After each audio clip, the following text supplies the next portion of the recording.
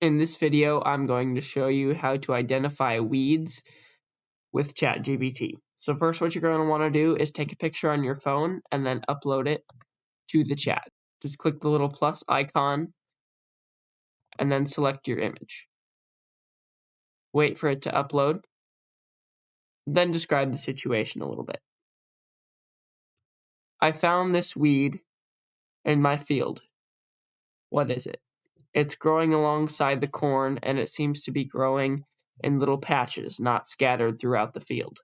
So now we'll send off this prompt, and ChatGPT should be able to tell us what this weed is that I found in my field. This weed is not common milkweed. So it actually screwed up. This weed is hemp dogbane.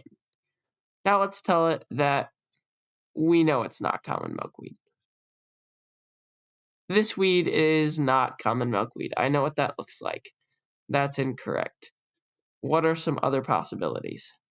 As you can see, ChatGPT won't always be correct, but it's good to push back. See, it even tells us that. It is most likely hemp dogbane, which is correct. This weed is hemp dogbane. That's always very important when you are talking with AI. If it doesn't seem right, push back. Make sure it's very sure of its answer. No, it's not wild buckwheat or Virginia buttonweed. It is hemp dogbane. Good job.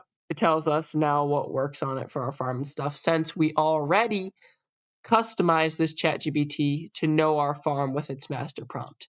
If you want to set it up yourself so that ChatGPT knows your farm and can give you better answers, then click the video on screen now.